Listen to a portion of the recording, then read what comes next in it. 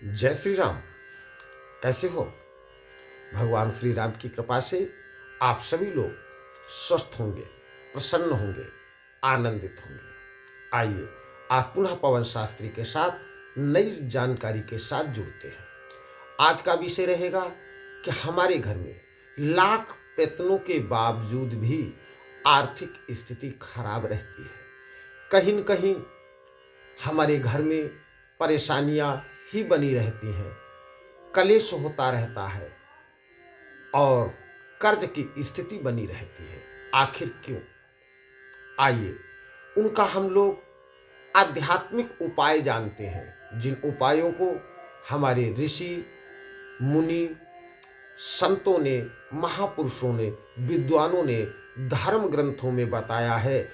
उन्हीं विचारों को आपके साथ मैं पवन शास्त्री शेयर कर रहा हूं। अगर आप ऐसा घर में महसूस करते हैं कि आप कमाते भी हैं, मेहनत भी करते हैं, आप भी कार्य करते हैं, पत्नी भी कार्य कर रही, बच्चे भी कार्य कर रहे हैं, लेकिन फिर भी घर में कमी की कमी बनी रहती है, आखिर क्या कारण है? आइए, यदि उन समस्याओं से आप नहीं सुलझ पा रहे हैं तो थोड़ी सी आध्यात्मिक शक्तियों का सहारा ले लेना चाहिए।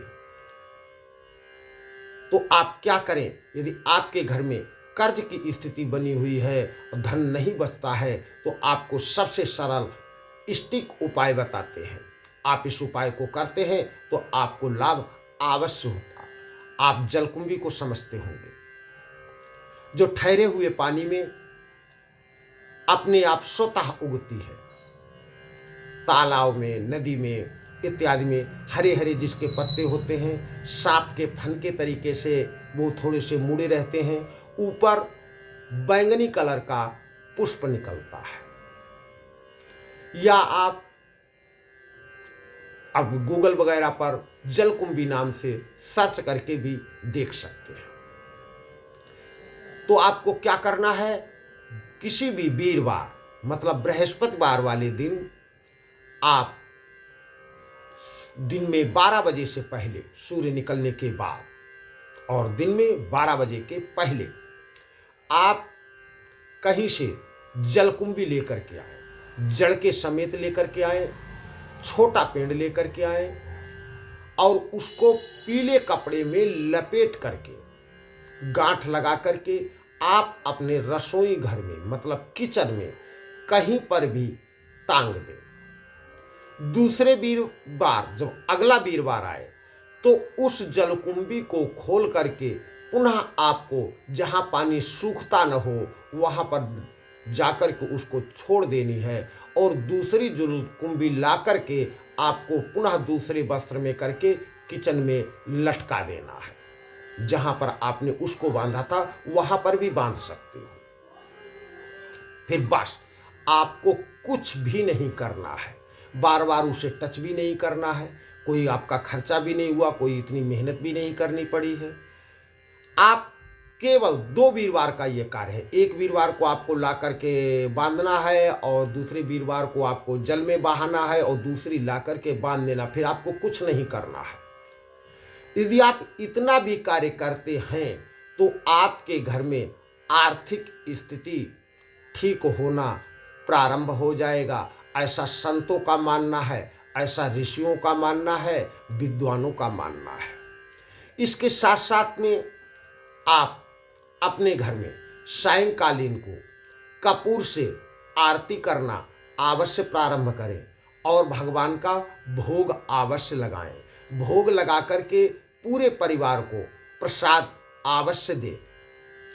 ऐसा आप करते हैं तो आपके घर में प्रसन्नता और सुख शांति रहना भी चालू हो जाएगा।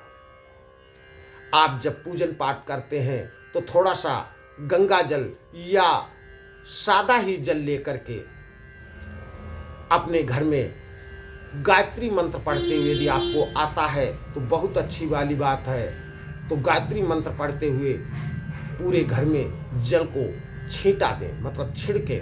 ये भी आपके लिए बहुत। यदि गायत्री मंत्र नहीं आता है तो आप कोई सा भी नाम मंत्र ले ले, चाहे वो हरे राम कहते हुए छिड़क दे, चाहे हरे कृष्णा कहते हुए, या द्वादश मंत्र ओम नमो भगवते वासुदेवाय नमः इस मंत्र को कहते हुए जल को अपने घर में छींटे लगा दे।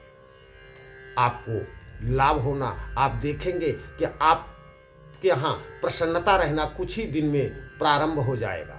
कुछ ही दिन में आप आनंद से रहना चालू हो जाएंगे। जैसा भी आपको उचित लगे वैसा आप कर सकते हैं। ध्यान रखना कि परमात्मा की भक्ति आपकी इच्छा शक्ति से, आपके विश्वास से आपको प्राप्त होती। यदि आपको विश्वास है तो इन छोटे छोटे उपायों को आप अवश्य करें। आप अपने घर में हनुमान चालीसा या दुर्गा चालीसा या राम चालीसा या शिव चालीसा, किसी की जिस भी देवता को आपको विश्वास हो, जिसको भी आप मानते हो, जो भी आपका इष्ट हो, उसका थोड़ा बहुत पूजन पाठ अवश्य करें। ध्यान रखें, आपको ईशान कोण अपने घर का हमेशा शुद्ध रखना है और आपका मंदिर का जो मुख हो और जो आप पूजन करते हैं तो पूजन करते वक्त आपका मुंह या तो पूरब की तरफ रहे या फिर उत्तर की तरफ रहे। यदि आप ऐसा करते हैं तो आपको लाभ अवश्य होगा।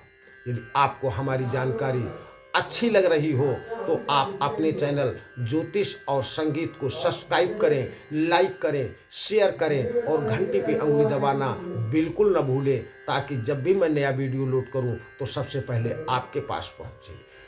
ऐसी ही नई नई जानकारियों को जानने के लिए आप हमसे जुड़े रहिए। इसी भावना के साथ सभी दर्शकों को, सभी साथियों को पवन शास्त्री का जय श्री राम, जय श्री राम, जय।